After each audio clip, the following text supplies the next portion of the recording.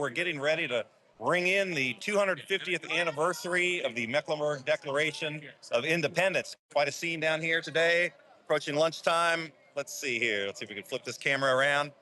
You get a look at where we are. You see the disc right by the square. The media set up, a lot of people. You've got some large inflatable figures. We're getting ready to go in just a couple minutes. Over here across the way, you can see the courthouse, the replica courthouse, where they're going to do the reading. You have a number of tables, merchants selling things. So we're here today, May 20th, 2025, 250 years after the signing of the Meck Dec, which is said to have taken place right here at Trade and Tryon Streets, that supporters and backers believe predated the actual Declaration of Independence that we all know from Philadelphia, predated that by more than a year, when a group of colonists upset about the Revolutionary War starting in Lexington and Concord, Massachusetts, got together, said we've had enough, and are said to have signed that Mecklenburg Declaration. Like I say, right here. Now, of course, there are skeptics who believe it didn't happen. That all of the evidence, they say, came decades later from recollections of people, and so it's one of those historical mysteries. But let's go ahead and walk around a little bit and give you a little bit of the scene about what we're looking at here. Now, there's our co-host Cristina Bolling. We'll get up with her in a second. We're walking over. We'll check it out. You can see we've got reenactors. Some breweries you've got to have. So we got reenactors like this gentleman here. We've got, we can assume, is Captain James Jack on the horse, right by the courthouse. You can see the reenactors with the script. Others right over here, getting ready now. They have closed off Trade and Tryon Streets to traffic. That rarely happens. But a lot of people out today. All right, and of course, what event would be complete without the Jesus Saves guy? I'm going to go over here and take a look at some of these booths. We've got the John Locke Foundation, some golf tees. A lot of Charlotte Museum of History, of course, has a big exhibit that opens today about the Meck Dec. Got some beer koozies, looks like. Got people in red, white, and blue aprons. We've got the Park and Recreation. We've got the May 20th Society. A lot of people out uptown, people with their kids. A lot of people taking pictures, all kinds of memorabilia. We're going to head back over this way. Give you a little bit of a sense of you can see, obviously, the modern bank towers. Those weren't here 250 years ago. A lot different then. But a lot of people are really turning out today to see this event. So we're going to be broadcasting here. Again, I'm Tony Mecia with the Charlotte Ledger. Be broadcasting the event. We're told it should last about 45 minutes. After which point, we're going to move over to Settlers Cemetery. We're going to march over to Settlers Cemetery, see the grave of Thomas Polk. So again, quite a crowd. Yep. So I hear you, Vicki. The modern bank towers were not there even 50 years ago. We're just getting ready to start in a little bit. It's 3 minutes till 12. You're watching continuing coverage by the Charlotte Ledger of the 250th anniversary of the Mecklenburg Declaration of Independence. We see Vi Lyles over there in the crowd, a number of dignitaries, Mark Jarrell, the head of the Mecklenburg County Board of Commissioners. I believe Mayor Lyles is talking to Paul Newby, the Chief Justice of the Supreme Court. Joining me now is our co-host, co-anchoring today's festivities, Cristina Bolling. Hello. Great day to be out here. Cristina, what do you make of all this? Yeah, I mean, there's a lot of energy for sure. A lot of people dressed up in revolutionary garb. Ran into Captain Jack on his horseback a minute ago, and the drums are starting, and I think that the big event is about to get started. I think we're getting there, and if it doesn't start pretty soon, we're just going to have to fill a bunch of air. You and I talking about this Mecklenburg Declaration of Independence that we talked about before. I know, Cristina, you hosted a panel that we did at the Sharon Retirement Community that had some of the authorities on the Meck Dec, Scott Seifert, you have the May 20th Society, Right. and it is. There's nothing that says I think definitively that it existed, but there's nothing that says it did. So that's kind of one of history's mysteries, right? Yeah, I mean, I think it's tough when you don't have a piece of paper in your hands to be able to kind of prove that something exists. But as they talk about it, this is sort of a story that's been passed down through the generations. And Scott Seifert, I think, says it's an Occam's razor kind of thing. It seems logical that it did happen, and certainly everyone here that's gathered at Trade and Tryon seemed to be in that camp. Yeah, I mean, a lot of enthusiasm today. You see a lot of the reenactors. I do see Jeremy Markovich asking, are they going to announce that they found it? Jeremy, that would be quite a revelation, and I would imagine you could read that. One of the early people to announce that would be Jeremy Markovich and his outstanding Substack publication, NC Rabbit Hole. I know he, of course, there's so much lore really to this story. I know Jeremy, in his publication, at one point turned it over to David Fleming, who's one of the other experts, big enthusiast of the proponent of the Meck Dec, who in his book, Who's Your Founding Father, chronicled the ride, the reenacted ride, I believe, from 50 years ago, where he had some promoters that hired a guy to basically reenact Captain James Jack's supposed ride from Charlotte up to Philadelphia, where he is said to have delivered the copy of the Meck Dec to the Continental Congress, but that the thinking goes that at the time, that was just a little too hot to handle. That they sort of swept that under the rug. And then, that, of course, a little over a year later, Thomas Jefferson wrote the Declaration of Independence that we all know, we learned about in school, that was adopted July 4th, 1776. Of course, now the May 20th, 1775 date, of course, Cristina, is on the state flag, as well as the date of the Halifax Resolves, I believe, another early, forerunner to precursor, some would say, to the Declaration of Independence. But we appreciate everybody joining us today. I'm Tony Mecia. This is Cristina Bolling. You're watching continuing Charlotte Ledger coverage of the 250th anniversary of the Meck Dec. What do you think, Cristina? Well, so one thing to note is that it's very unusual for Trade and Tryon Street to be shut down. Let's take a look. You can keep talking. Let's go take a look. This is a very unusual occurrence. It almost never happens. It's been, someone said to me, decades since Trade and Tryon was shut down for anything. So this is certainly very monumental. Hang on, Cristina, got to interrupt you. It sounds like there's a marching band approaching. We've got some folks dressed in colonial garb. I hear the drums. I hear the flutes. Let's take a look. Hats are passing. Yeah, let's see what we have. Yep. And it is just a minute past 12. They're right on time. They're punctual. Let's say that. Lots of cell phones in the air. People capturing this.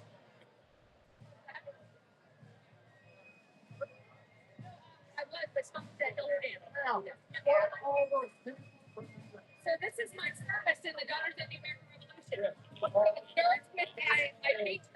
You're a woman in front of us for the Daughters of the American Revolution. You have a lot of the Daughters of the American Revolution, Sons of the American Revolution here today. This is obviously a big event in Charlotte history. Yeah, a lot of the historical associations are here. Some of them have booths and tents where they're selling merch and telling people about what they do. Oh, it's Clayton Sealey, Planning Commissioner Clayton Sealey. You're live on Substack and Charlotte Ledger. What brings you out today, Clayton? I mean, Meck Dec, it's 250 years. It's kind of a big deal. The Meck Dec is real, and it's pretty awesome. I think people could have escaped out of that courthouse really easily. Yeah, I knew they were doing all that. I knew they were doing a mock courthouse. Yeah. I'm not sure they had that material back in 1775. No looks like a big tent, actually, but. Well, the band's starting up again. Cool. Yeah, what do you think of the scene, Clayton? I think the scene is robust. There's people all up and down Tryon Street. I'd say there's at least 1,000 people here. People seem ready to believe in Meck Dec.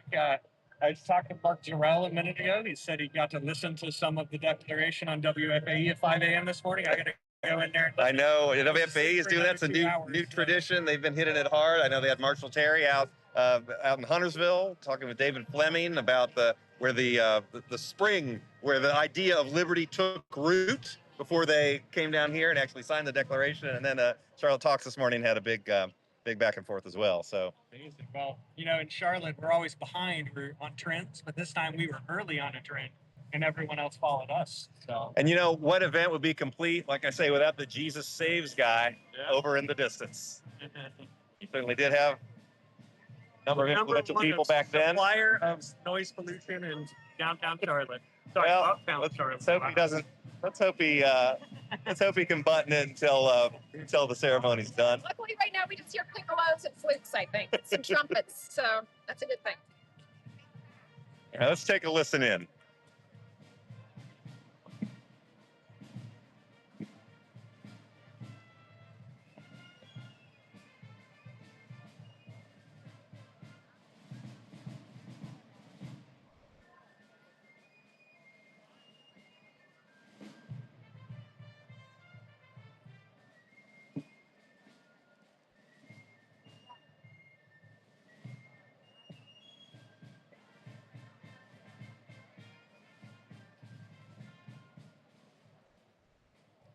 Gotta say, Cristina and Clayton, it does look like redcoats over there.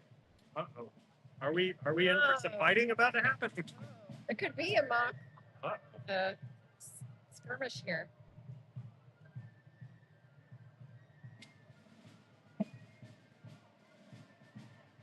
Yeah, this event has been years in the planning. And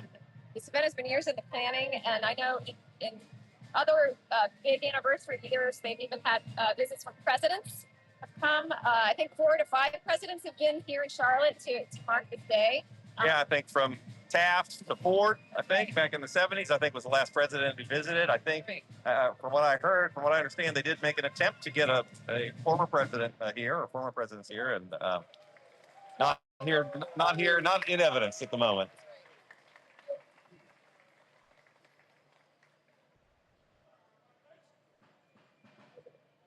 Oh, back from the other way. Let's take a look over here. Go past the disc. We've got some of the colonists lining up as well. Of course, an interesting juxtaposition between the modern city skyline and the history. Just imagine what it was like here 250 years ago. Clayton, I know you certainly have an eye toward urban development. Any thoughts on sort of the juxtaposition between old and new? I mean, we're standing at the square here where there is at least two historic structures in our kind of our sight lines. What would those be? That'd be the Tryon Plaza building, which is from the 1920s. It was once the tallest building in Charlotte. And then there's the Little Bank building directly to the left. I can't remember what it is called, but it is Hunting Market, from what I understand. Okay. Those are the only historic structures we see here, but we do have these incredible 4 statues that are marking, some of our history. Yeah, marking history and some of the progress too. So it's sort of interesting to see. I know, of course, across the way, the former Polk Plaza. Now you can see still under construction, getting a new design. They're putting, I think, a hornet's nest type of art up there. Going to be renamed McCall Park, of course, after Bank of America Chairman and CEO Hugh McCall. Who turns 90 this year. Turns 90.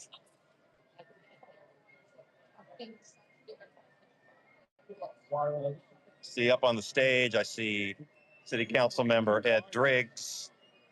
Behind him is Mayor Lyles, Maura Quinn of Charlotte Center City Partners, Mark Jarrell of the County Commission. Not sure.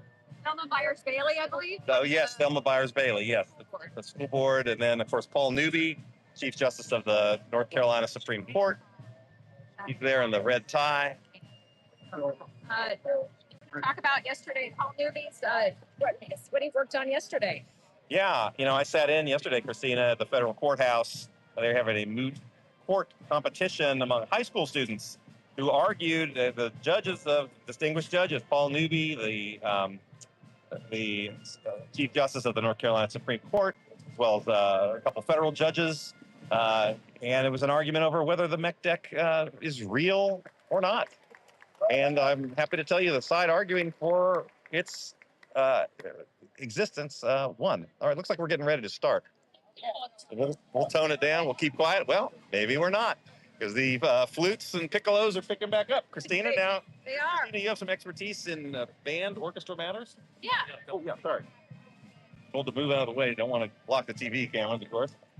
What is your analysis of the band situation here? I mean, it certainly sounds like music that we might hear back in revolutionary times. I mean, I'm curious. I wish I knew where these musicians came from, but they certainly are, setting a great tone for the event today.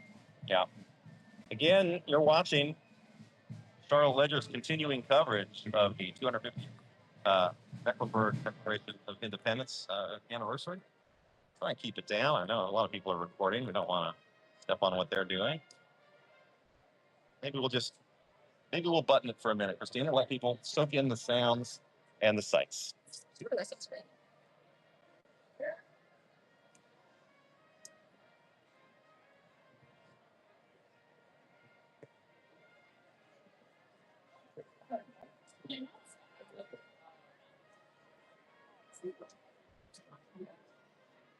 Try and duck over here. Let's see if we can go around this disc. That's going to be tough. Try and get you the best vantage point that we can.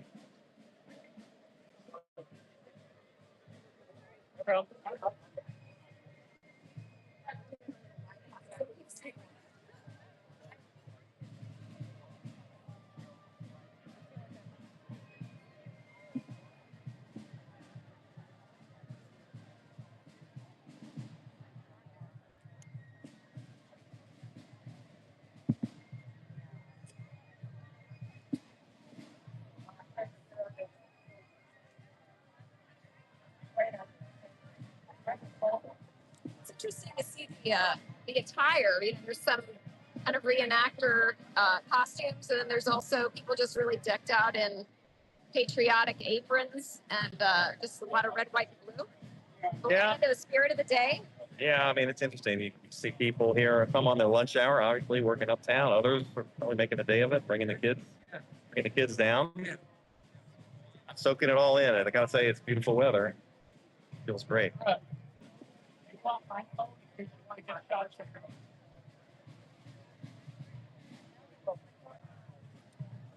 Yeah, we got a clear view of the stage now. If they want to get started.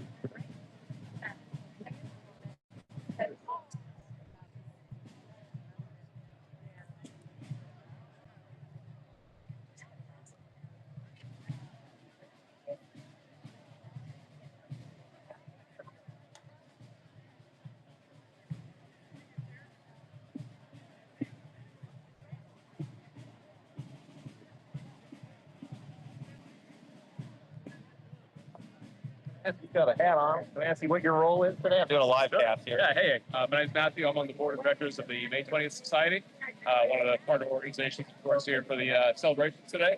And I'll be saying a few words. Roger. I am Matthew. Okay, Right, behind the glasses and the hat, Matthew. Tony, how are you? Good. Oh, gosh, yeah, good to see you too. Yeah, sorry, I'm in my. I'm in my. You're in the zone. No, that's right. That's okay. Former So County Commissioner Matthew Ridenhour. yeah, so we're gonna say, I'll say a few words, and we're gonna celebrate May 20th and have a good afternoon here. Perfect weather. Well, yeah. What do you think this? What do you think this date means? Well, I think it means that it's a time for us to remember, as I'll say in my remarks, that May 20th is a time that we struggled in the United States for and declared for freedom and independence, as many peoples throughout history have, but that we have to remember it regularly. We have to remember it and daily, really, in that struggle, because tyranny and oppression are always just outside the door knocking, and we have to remain vigilant in keeping freedom and liberty for our people today and for our children. Good reminder. Thanks. All right. I don't want to interrupt you preparing for your remarks. But Happy to hear you. Good talking to you.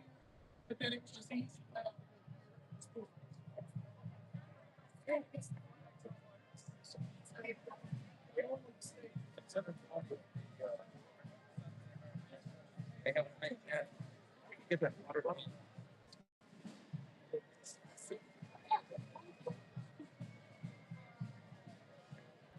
Nice.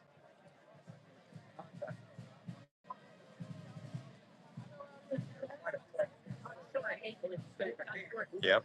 See that? Yeah, he's up there. John Short, Ledger contributor, writes a lot of the history articles for us there on his phone. And a lot of others. Rick Rothacker over there, former banking reporter with the Charlotte Observer. Okay.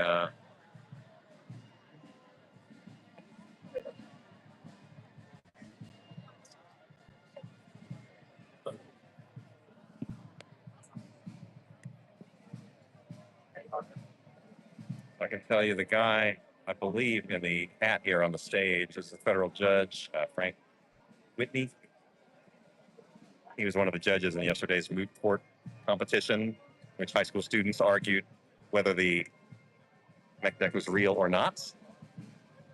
He voted that it was. I understand he's a big Meck Dec believer, historian, as well as the man to his right on our left, Paul Newby, the North Carolina Chief Justice of the Supreme Court. We think we're a few minutes from getting started. Thinking it was a 12 o'clock start, but you know how these things go. Sometimes start a little later than you want. Let people file in. Quite a crowd over here. Look at that crowd. You can see the courthouse off in the background, the makeshift courthouse. I understand they're going to read the proclamation, the declaration.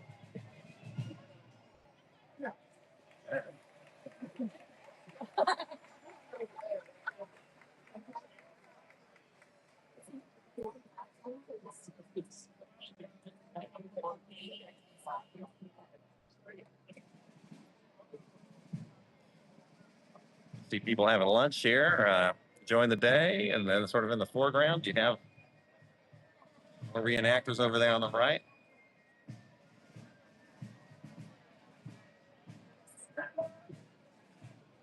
Band breaking into Yankee Doodle.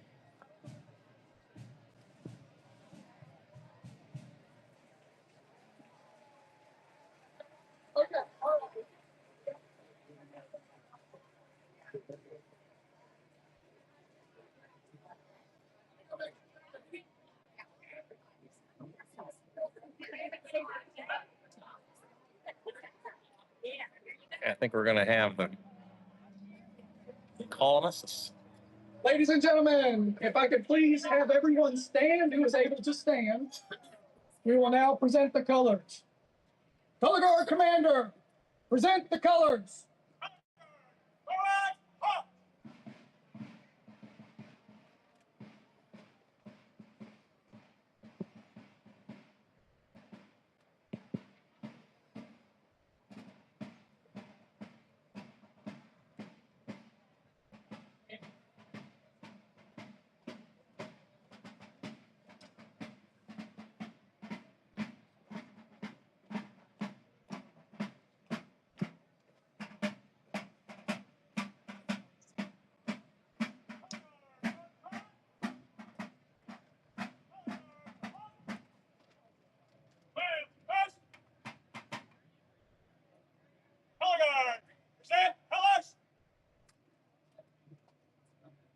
Ladies and gentlemen, if you would recite the Pledge of Allegiance.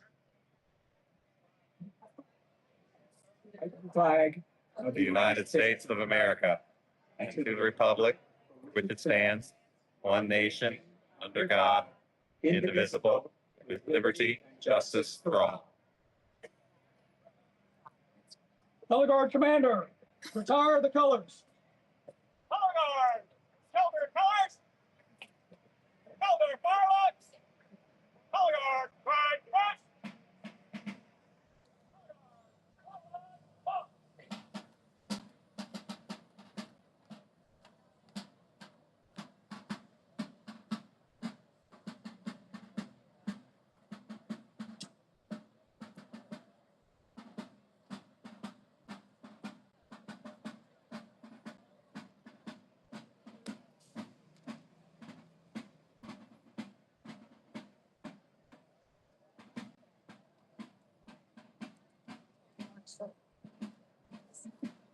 You may be seated. Or Quinn, Thank you Girls to Center the City. Sons of the American Revolution for the presentation of the colors.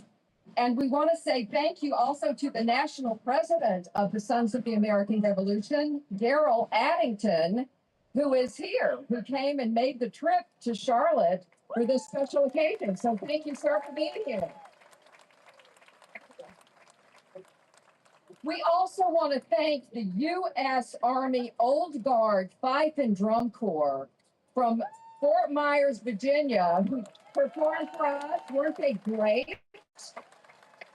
Thank you. There were 12 performers today. Aaron Morgan was the drum major, so we thank them so very much for being here. Welcome to a very special day. This is the 250th anniversary of the signing of the Mecklenburg Declaration of Independence. Yes!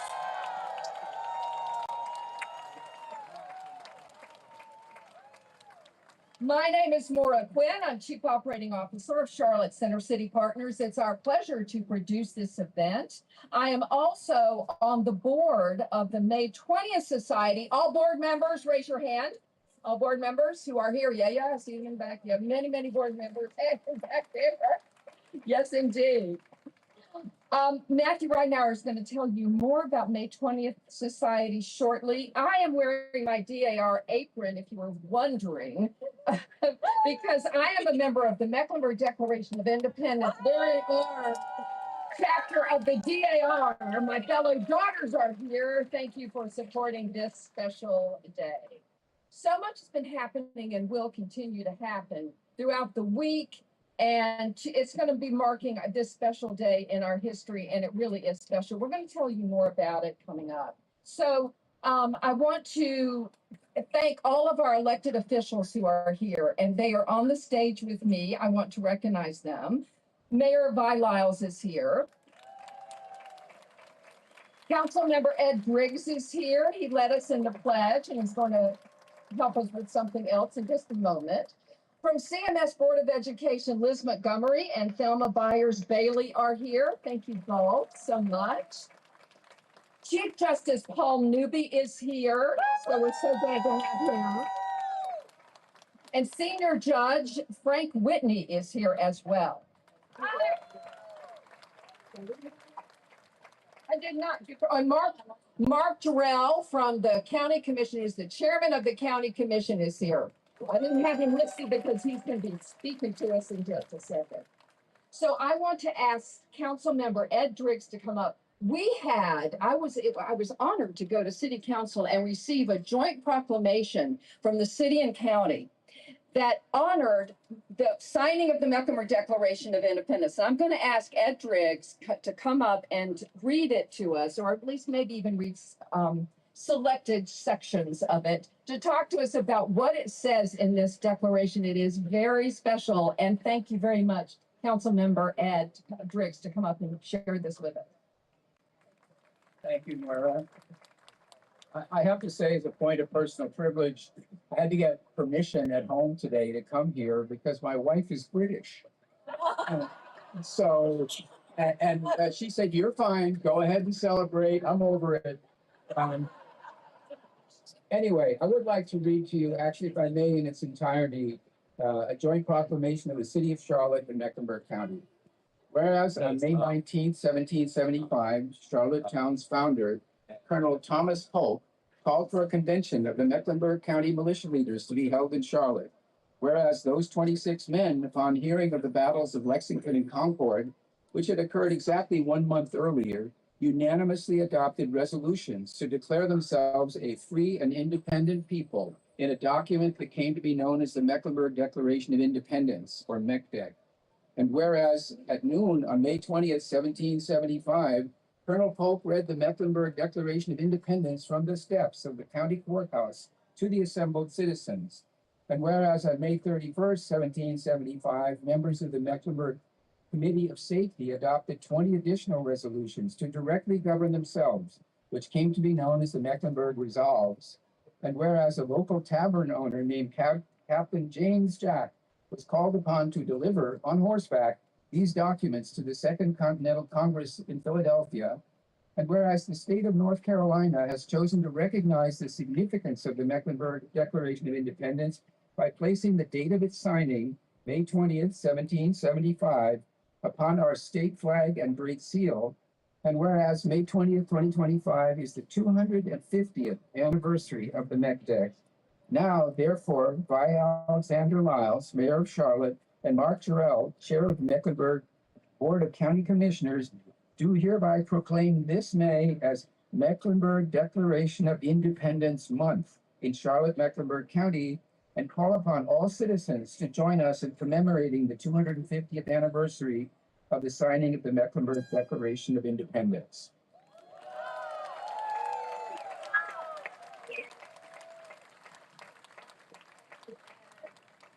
Thank you so much, Ed. That was awesome. So I'm going to invite our elected officials to have a seat, except for the mayor and chairman. I'm going to thank you so very much. We're going to hear from most of them. And Liz Monterey, how could I have said Montgomery? Liz Monterey, I know the difference. So I'm going to invite the mayor to come up and share some words. And then Mark, if you'll just wait a moment, because you are next. Good morning, everyone. Welcome to Charlotte, North Carolina. I do believe that we have a lot of you who are coming in today, and we're just so proud that you chose us to be a part of this celebration. As you heard in the joint proclamation, today is a special day for our community, a day to reflect, celebrate, look ahead. You know, I came here to go to Queens College. So I want you to thank you so much. But, you know, I would like to say that I wasn't here in 1755. I know I might look like it. It was just a back council meeting last night, but that's all right. So as you know, our city's story began in 1755 when the first settlers arrived. Just 13 years later, we were officially incorporated as Charlottetown, not the mall, the city. And we were named in honor of Queen Charlotte of Mecklenburg and she, at that time, Mecklenburg, yeah, got it. Okay, 6,200 people lived here. 10 years later, the town had grown to 83,000 residents, making it the largest city in the Carolinas. Fast forward to today, we are still leading the way. Charlotte is not only the largest city in the Carolinas with more than 935,000 residents, now ranks as the 14th largest city in the United States. Thank you. Thank you. So what's behind all of this incredible growth? We all believe that it's pretty simple. Charlotte is a great place to live. Every day, more than 50 people choose this city as their home, and over 117 people move to the region. That is a proud testament that we have to this community that all of us have built together. As we celebrate our present and plan for our future, I hope that we never lose sight of our past. We owe so much to those who came before us, those who took the chance, took the risk, who worked tirelessly, who laid the foundation for this Charlotte that we know and love.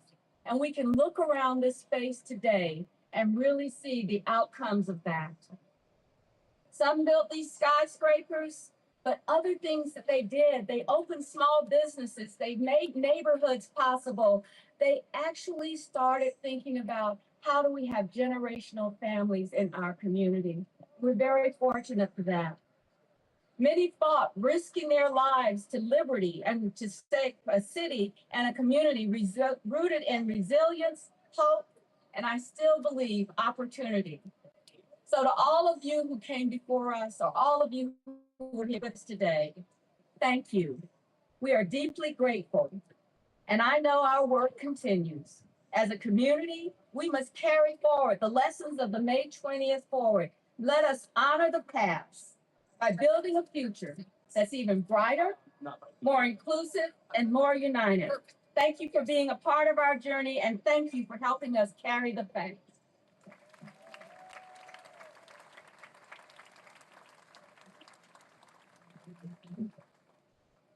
Let's give it up one more time for our great mayor, Mayor Lyles. It's Mark Terrell, Chairman of the Good County. morning, everyone. I'm honored to be here today as chair of the Mecklenburg County Commission. My name is Mark Jarrell, and I represent the 9-member board of county commissioners here. And, you know, when I think about the significance of this day, I'd be remiss as a proud veteran. I would be remiss if I did not acknowledge and shout out all the veterans that are here today. Raise your hand so we can acknowledge you. Thank you. Thank you. As you all know, our county is vibrant and it's growing. In fact, the largest age group in Mecklenburg is between 30 and 34 years old, nearly 100,000 strong. That's just one example of the energy and momentum driving our community forward. And while much of our focus at the county is on shaping the future, we also take a lot of pride in our rich and our fascinating history. We actually, and I don't think many of us realize this, but we actually began as part of Bladen County in the 1740s. It was huge. And by 1750, we had split off and we became part of Anson County. And in 1762, we took a bold step, separating from Anson to become Mecklenburg County, named in honor of the Queen. And though we honored the monarchy in name, Mecklenburg and Charlotte, as you know, that honor was really short-lived. Just 13 years later, in 1775, we recognized that British rule, sorry to Caroline, Ed, had become oppressive. We were taxed without representation.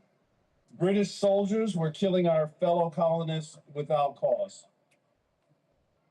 The people of that day yearned for freedom. They yearned for self-determination. And revolution became the only path forward. On May 20th, 1775, the leaders of Mecklenburg County and Charlottetown, they came together. They pledged their lives, their liberty, and their trust to one another and to their community. In these few short years, the people of Mecklenburg and Charlottetown, you won't believe this, but they earned a reputation. Unlike most communities, we weren't founded on a riverbank. We were established at the crossroads of two First Peoples trading paths. We were known as enterprising, savvy traders, and I would say we still are. We were also known as a hornet's nest of rebellion, and we proudly still are. We've commemorated that spirit of defiance May 20th, 1775 on the official seal of Mecklenburg County. It's flown over every county flag since the Revolutionary War. It's also emblazoned on our state flag and the Great Seal of North Carolina. So today, we are proud to mark this extraordinary 250th anniversary with all of you and with our distinguished guests. So thank you, everybody, and God bless.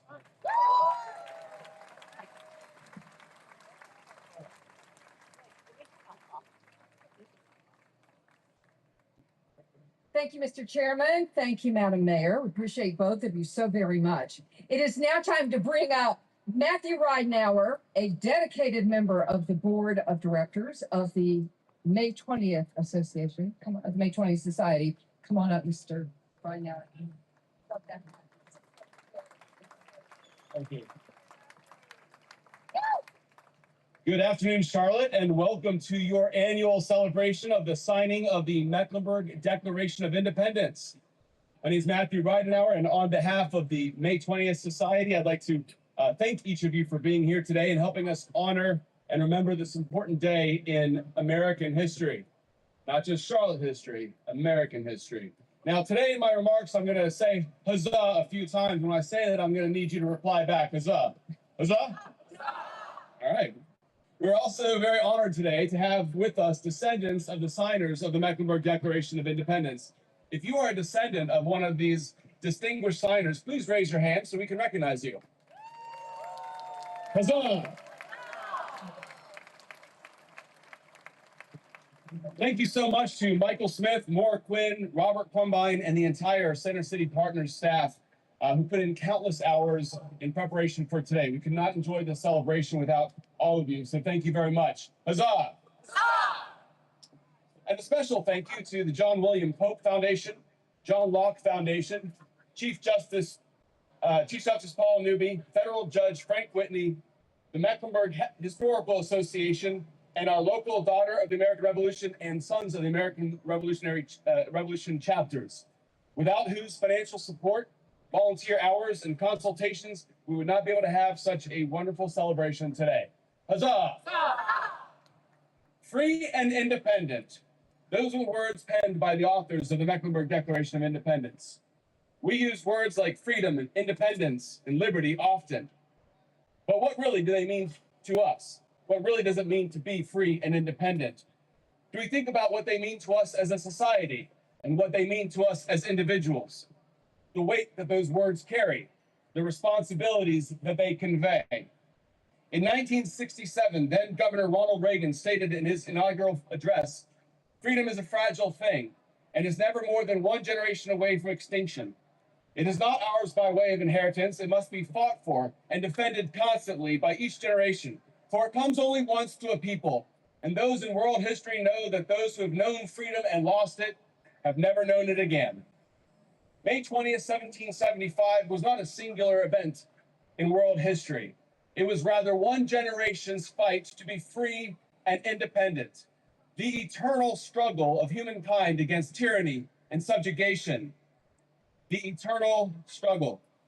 From the Israelites being led out of Egypt to the Spartans at Thermopylae, from the Battle of Tours to the Battle of Vienna, from the Underground Railroad to the Velvet Revolution. Every generation must choose its path towards freedom and independence or towards oppression and chains. And so now that burdensome choice falls upon our shoulders. Will we carry the banner of freedom forward, or will we decide that her weight is too heavy? Her responsibilities are too great. What does free and independent mean to you? It is your birthright as an American, signed for in ink, yet paid for in blood. But you and I have to actively work to maintain it, to continually stoke the brush fires of freedom. I would encourage you, friends, that when dark clouds are on the horizon and the world seems to overwhelm you, when tyranny and authoritarianism seem to be knocking at the door, lift high the banner of May 20th. Lift high your banner of freedom. When all others fall away around you, you press forward. You press on towards liberty. You press on towards independence. Not just on May 20th, but every day with renewed spirit. Huzzah! And once more, on behalf of the May 20th Society, I want to thank each and every one of you for being here today. You've really made this a very special occasion. Happy Mecklenburg Declaration of Independence Day to you all. Thank you.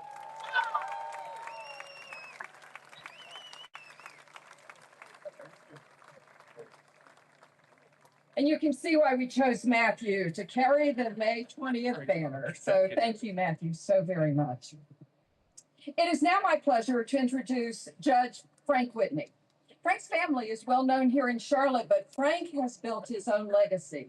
Frank's a lawyer, he has an MBA, but he's also known by many of us for his extensive legal career and service in the U.S. Army JAG Corps from 1982 to 2012. Count those, 30 years. He was the first federal judge to preside over courts-martial in a combat theater. He oversaw the final court-martial in Iraq before the withdrawal of U.S. troops. Today, he is the senior U.S. District Court Judge for the Western District of North Carolina. Frank, we are proud of you and your accomplishments. Thank you for being here. And thank you for all you are doing with Meck Dec. And he is a proud Board of Advisor member. Come on up here, Frank Whitney.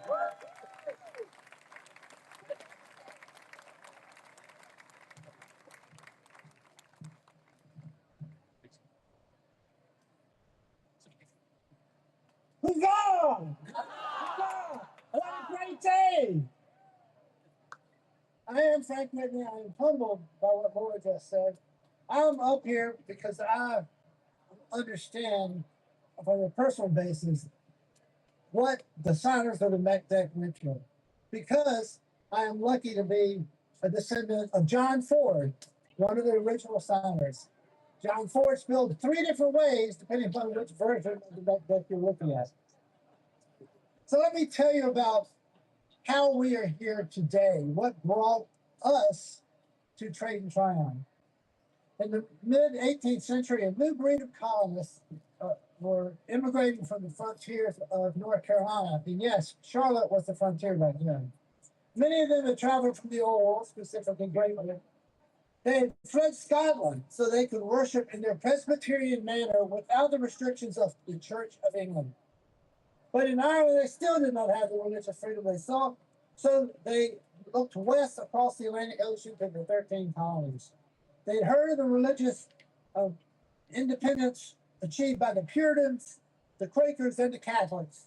And for decades, they slowly migrated across the sea and ended up primarily in Philadelphia and Pennsylvania.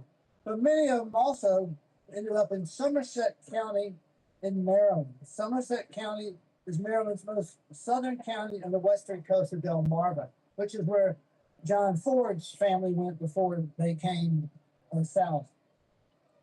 Here, John Ford met the Pope family, Thomas Pope, and has either moved with the Pope family south or recommended John Ford, the Pope family, recommended him to go south, which he did.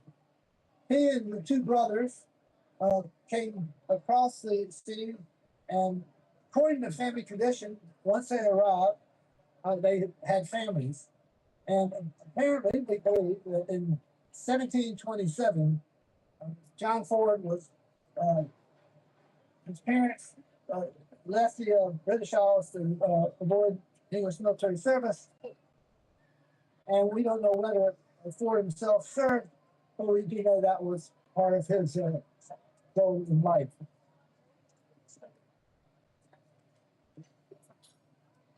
When Ford first set out from Maryland to come south to western North Carolina, the Fords migrated through Virginia and eventually moved further south until they reached the North Carolina, central Piedmont, North Carolina.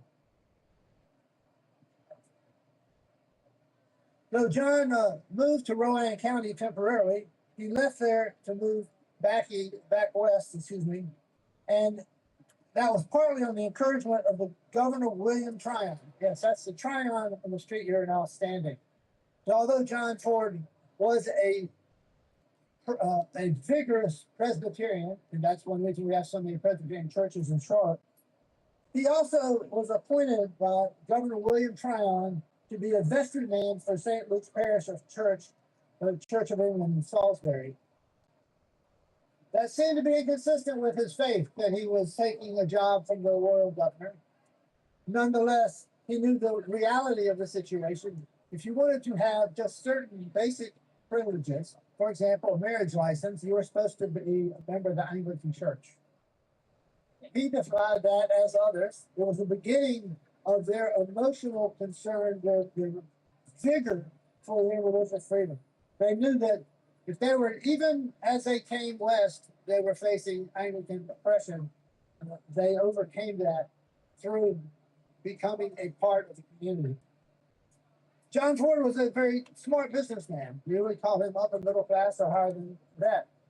He purchased property quite frequently and sold property. In fact, he purchased 7 lots right here on Tryon Street. He also purchased 395 acres from Lord Augustus Selwyn, which means some of you might be at Augustus Selwyn's bar tonight having a good time. And he purchased other pieces of land adjoining this region, including land in the Galpan Creek. He became a surveyor by profession. He used his surveying talents with his business acumen to develop properties throughout the region. He purchased 85 acres in one deed and 10 in another.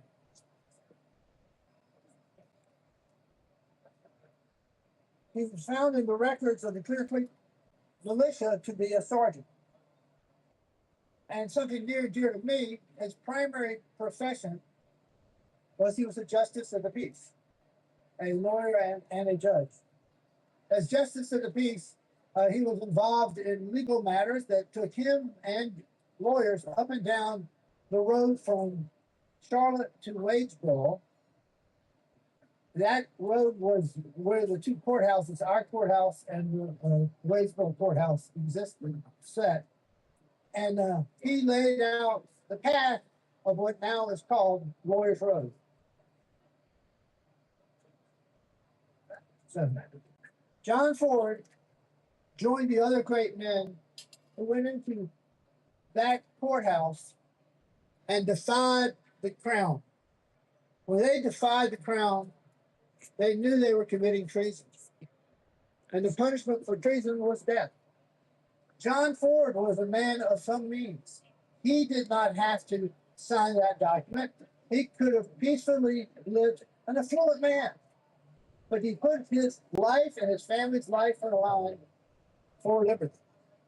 And today, that is why we celebrate here Trade Triumph, because this legacy of Scotch-Irish traveling from Scotland to Ireland to Pennsylvania and Somerset County, Maryland, and coming here. Now, one of the best pieces of evidence that there really is a Meck Dec, because we have a lot of naysayers out there, is that we as a community for the last 250 years have celebrated Meck Dec. And it has been a great celebration. Four presidents of the United States have come here and either spoken in this corner or Freedom Park. Taft, Wilson, Eisenhower, and Gerald Ford. They came here because they understood the spirit of liberty. Billy Graham has spoken at least twice at events like this. When Eisenhower appeared, 40,000 people attended at the Freedom Park amphitheater. When Ford came, schools were let out, and the Charlotte Observer estimated 100,000 people were at the Freedom Park amphitheater at one time. 100,000 at one time. That is the most powerful expression of the love of freedom, is by the actions of you coming here today and other citizens of Charlotte Mecklenburg through the years to celebrate the Meck Dec. Thank you. Federal District Court Judge Frank Whitney. A little bit of a history lesson. I had the honor to introduce a very close friend of mine and someone who is a wonderful native North Carolinian from Greensboro originally. The Chief Justice of the North Carolina Supreme Court is the highest judicial official in this state. Although I like to needle him a little bit, the federal judges sometimes confront that. But he's a scholar of the law. He is the leading scholar with Professor John North and Chapel Hill, UNC Law School, on the North Carolina Constitution.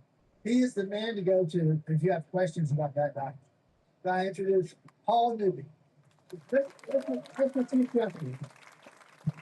Chief Justice of the North Carolina Supreme Court, Paul Newby. Well, good afternoon.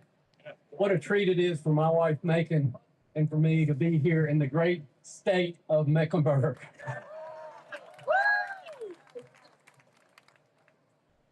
Top yellow ribbon on the state flag. How many North Carolinians have no idea what that is? Our state constitution since 1776 has reminded us a frequent recurrence to fundamental principles is absolutely necessary to preserve the blessings of liberty. Folks, we need to recur to those fundamental principles. In preparation for this 250th celebration, Scott Cypher and I conspired to put together a statewide high school moot court problem to let high school students from across the state debate the authenticity of the Mecklenburg Declaration of Independence. Yesterday, thanks to Senior Judge Frank Whitney and the fine folks of the federal courthouse, we held those finals at the federal courthouse the Bob Potter courtroom with the final two teams who had advanced through the regionals and the semifinals. And folks, I got to tell you, the kids were amazing. They had learned so much North Carolina history. And guess what? Their parents had too. There were so many folks who came up to Macon and me and said, we had no idea that there was a Mecklenburg Declaration of Independence. We hadn't even noticed the yellow ribbon dates on the state flag. So folks, we all need to be ambassadors for the Mecklenburg Declaration of Independence. Why? Why do we need to do that? One of my favorite TV shows started, return with me now to those thrilling days of yesteryear. Let's do that. Look at this painting, which I love, and ask yourself, they're declaring themselves a free and independent people. At what cost? At what price? When they did that, that's treason, punishable by death and confiscation of property. Why would they do that? They did it because this, okay? Generally, throughout the history of the world, you had a king and they told you what your rights were. You could disagree and that caused you to die. But over time, thanks to the Magna Carta and other British documents that are there, we can thank your wife for that, that power was somewhat limited. But here was the social contract that everybody agreed to. The king provides protection, and we, the people, provide loyalty. What happens if the king breaks that contract? Time and again, the king and his royal governors had cheated the people of Mecklenburg County of their rights. Time and again. So they got together to talk about the dire circumstances on the evening of May the 19th. And they gathered here at this courthouse. And as they were gathered there, a rider showed up from the north. And he had this amazing news. He said, folks, y'all aren't going to believe this, but King George, our protector, has now become King George, our persecutor. He has killed his subjects. He's not only not protecting them, he is killing them. How will the folks in Mecklenburg respond to that? What should be the proper response when the king has broken the contract? We too no longer owe loyalty to that. They stated famously these words: we do hereby declare ourselves a free and independent people, that we are and of right ought to be a sovereign and self-governing people under the power of God, and also that of the General Assembly of the Peoples. To the maintenance of which independence we solemnly pledge to each other our mutual cooperation, our lives, our fortunes, and our most sacred honor. As we know, the history of the Revolution, so many of these folks went through so much, losing indeed so much of their property during that period of time. When John Adams heard these words that I've just read to you from the Mecklenburg Declaration, he said this: the genuine sense of America at that moment was never so well expressed before or since.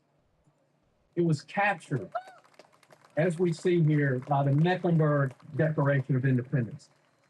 Today, what do we celebrate when we celebrate the Meck Dec? We celebrate self-government under the power of God. In fact, we said it as we said our Pledge of Allegiance at the very beginning: one nation under God, with liberty and justice for all. Under God's grace, may it be. Thank you. Paul Newby, the Chief Justice of the North Carolina Supreme Court, in his remarks. You have the head of the May 20th Society, or I'm sorry, Trail Street now approach.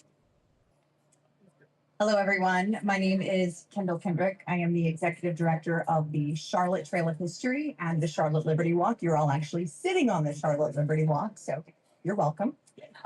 We have these two projects that are dedicated to preserving and sharing the stories that shaped our city and our country.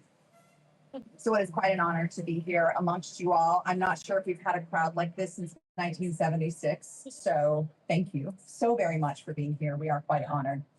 2 years ago, I spent a day in one of my favorite places, the UNC Charlotte Special Collections Department at the Atkins Library. And that's when I came across the story of a man named A. Grant Whitney, who quickly became an inspiration.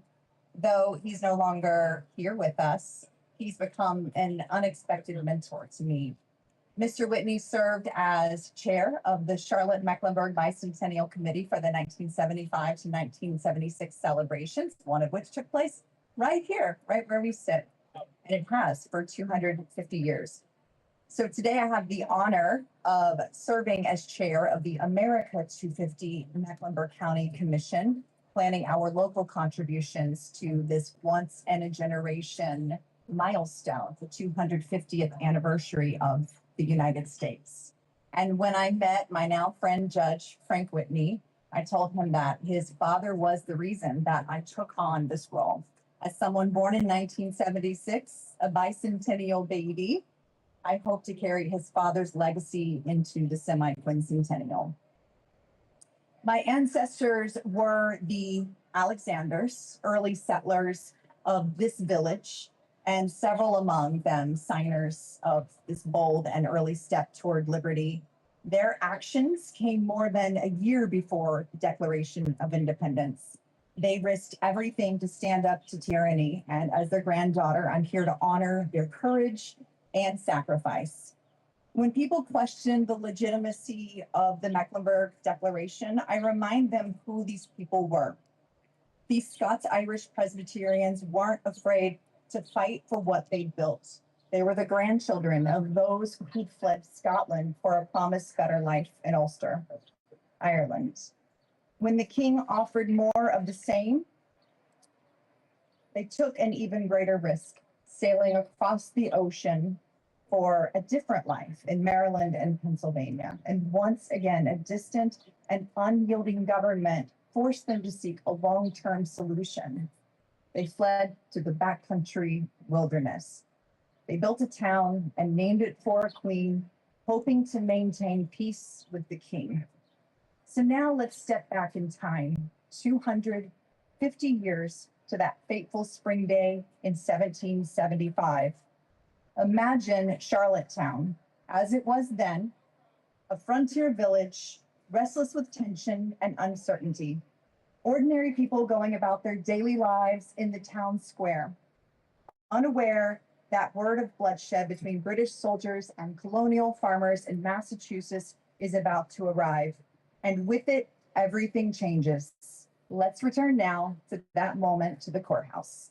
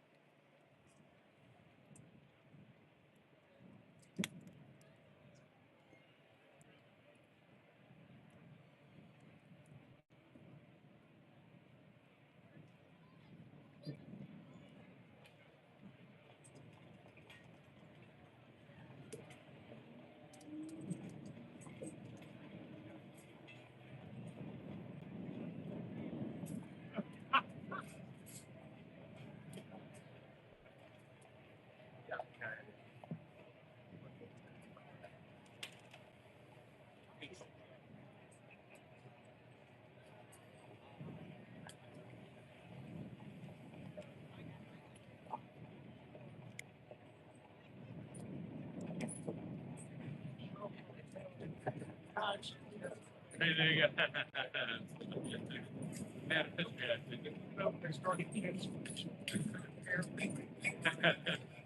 Thank you.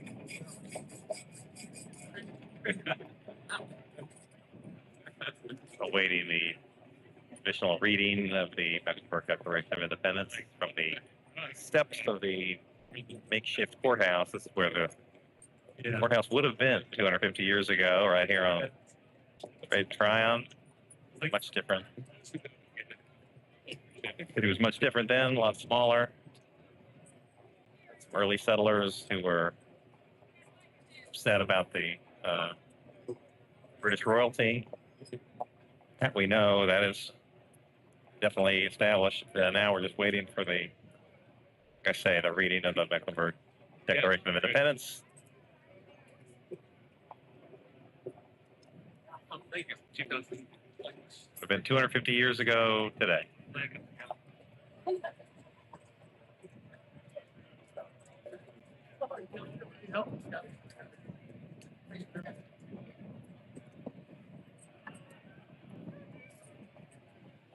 So I know it's hard to see from back here. I know we have a number of people dressed in colonial garb. Now we've got a horse. Now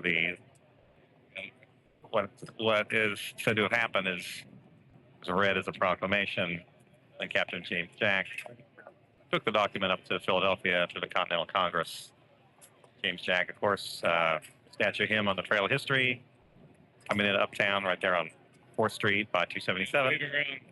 His name is also famously on Captain Jack Pilsner, old Mecklenburg Brewery beer.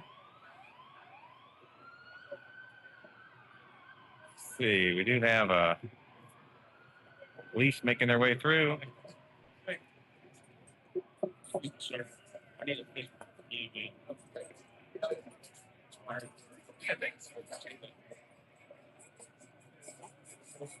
Well, Cristina, we're here waiting for the declaration to be read. What's your impression of what you just saw?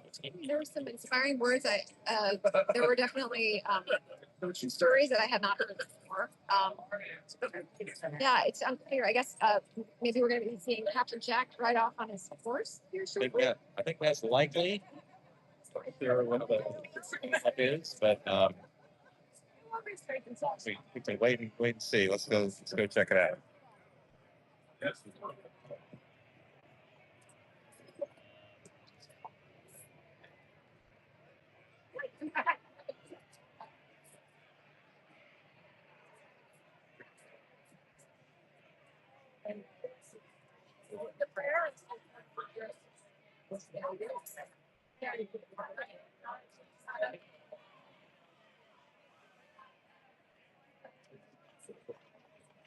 The delegates appointed a committee to draft a declaration of intent.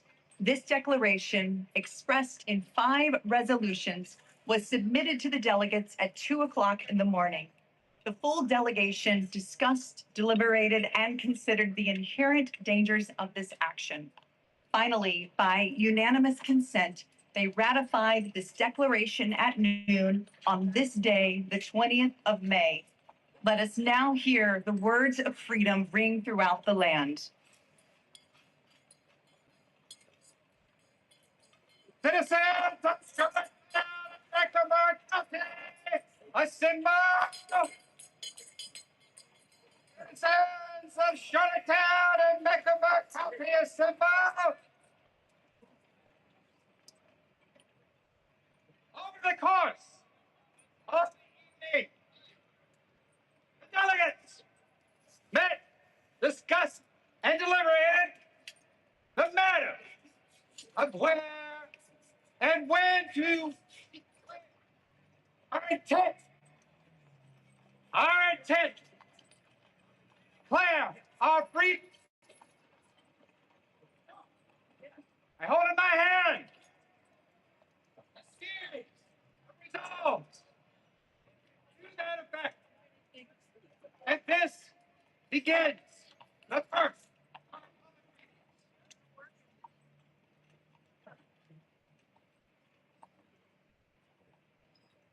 Resolve that whosoever directly or indirectly abetted or in any way, form, or manner countenance the uncharted and dangerous invasion of our rights as claimed by Great Britain is an enemy to this country, to America, and to the inherent and innate rights of man.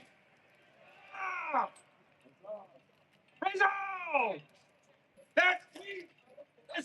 citizens of Mecklenburg County do hereby dissolve the political bands which have connected us to the mother country and hereby absolve ourselves all allegiance to the British Crown and abjure all political connection, contract, or association with that nation who have wantonly trampled on our rights and liberties and inhumanely shed the innocent blood of American patriots and Lexington. Huzzah!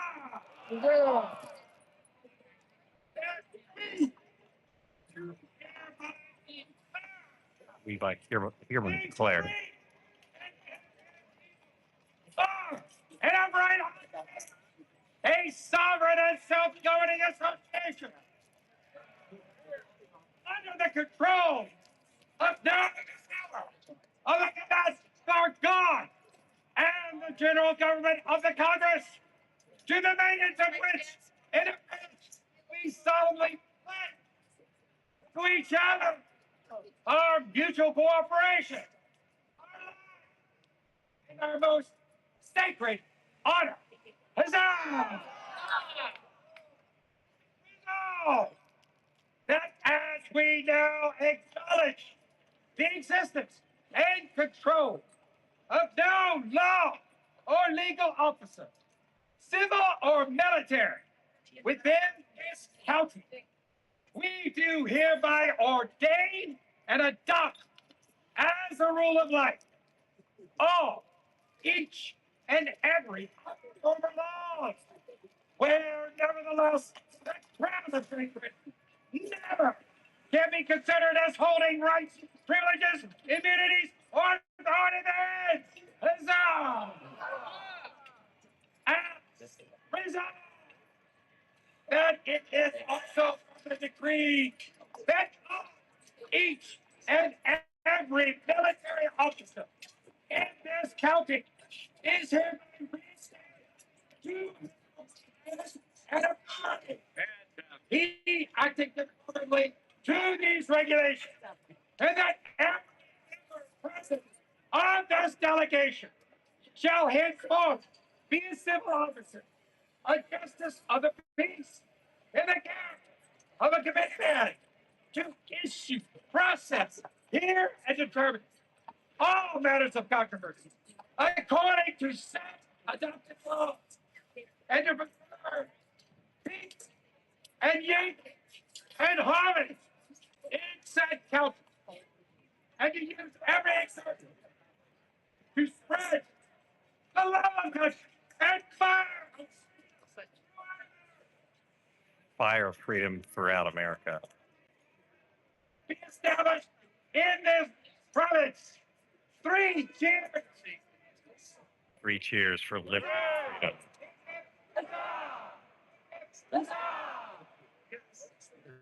So it was on May 20th, 1775, that the citizens of Mecklenburg County boldly declared independence more than a year before the Continental Congress.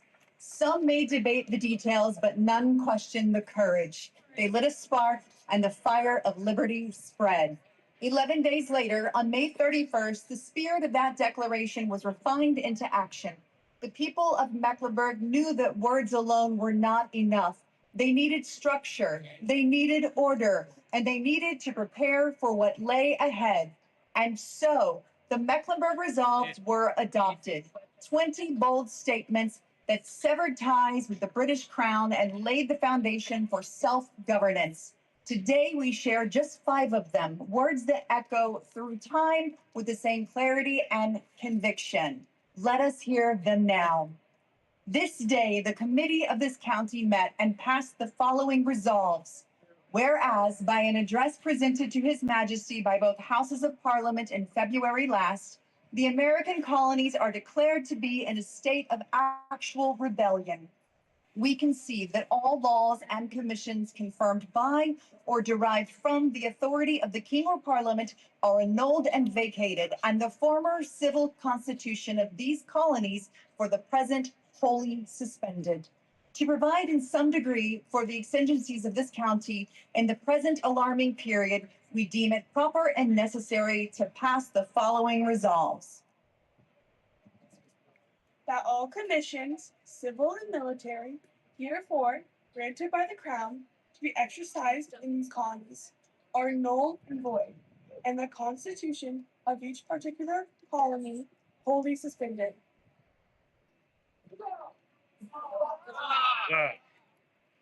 That the Provincial Congress of each province, under the direction of the Great Continental Congress, is invested with all legislative and executive powers within their respective provinces, and that no other legislative or executive power does or can exist at this time in any of these colonies. As all former laws are now suspended in this province, and the Congress have not yet provided others, we judge it necessary for the better preservation of good order to form certain rules and regulations for the internal government of this country, until laws shall be provided for us by the Congress.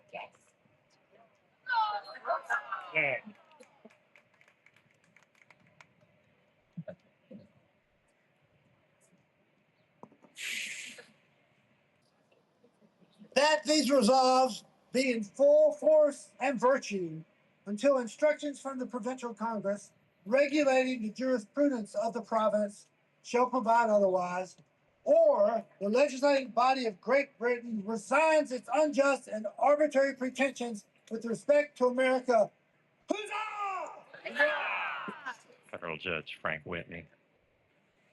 And finally, the 20th resolve, that the committee appoint Colonel Thomas Polk and Dr. Joseph Kennedy to purchase 300 pounds of powder, 600 pounds of lead, 1,000 flints for the use of the militia of this county, and deposit the same in such place as the committee may hereafter direct. Please turn your attention towards the courthouse.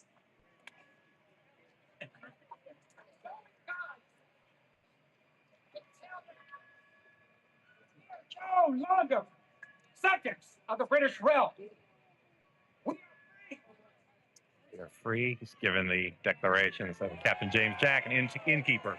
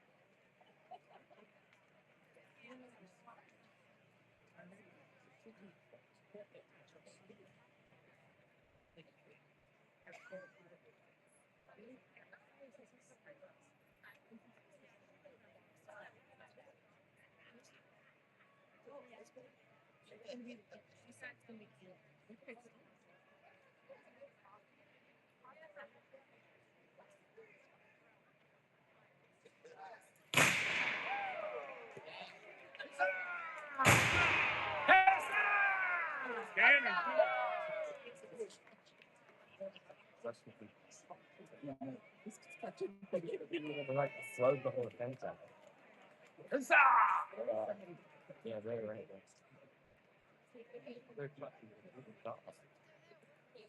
I know.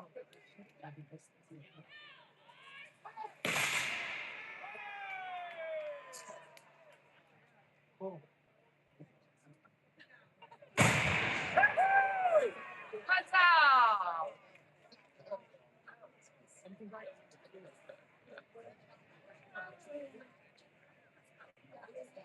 Already on the clear.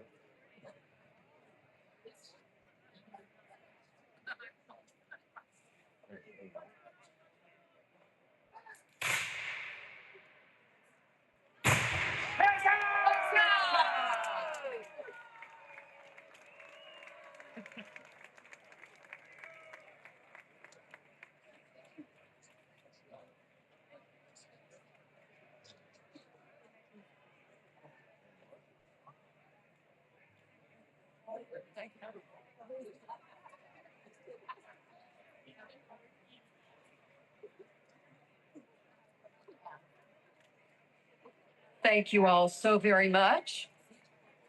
Thank you very much. Charlotte Center City Partners. So we bring everything. We bring muskets. We bring cannon fire. We bring the resolves. We bring Captain Jack on a horse. We bring history. I tell you, the Meck Dec 250 is full of adventure. And we bring you. Thank you so very much for being with us as we remember and celebrate our revolutionary history. Our commemoration is not quite over. Our reenactors, our DAR, our SAR, and our musicians will now lead the way to Settler Cemetery. It's the resting place of so many of our founders, those who founded our city, founded Charlottetown. They are the ones who settled our community. They took that risk. They signed the Mecklenburg Declaration of Independence. These are the names we see on buildings, on churches, on plazas, and street signs. We invite you to come along and lay this wreath in their honor and their memory. Thank you again for joining us today, and we will do this again next year. Thank you. All right, Tony Mecia here with Cristina Bolling and Charlotte Ledger. We've been live here for the last hour and 15 minutes or so. Quite an exclamation mark to end it there, Cristina. Yeah, I mean, my heart kind of skipped a few beats. It was a very Charlotte moment where there's construction workers doing work on the new McCall Park, and you got these reenactors, reliving a moment from 250 years ago. It's quite a it is. Well, let me see John Short here. John Short's our history correspondent. John, live. Happy Meck Dec Day. Happy Meck Dec Day to you. What do you make of the big celebration? Oh, it's great. It's great to be out here. I thought the words and thoughts shared were appropriate for the magnitude of the moment. It's Charlotte's come a long way with the sweet green in the background. Behind the light red, or the street car rather. There's some nice coming through, the police cars. Exactly. Yeah, 250 years. Rockets coming with the police cars. Yeah.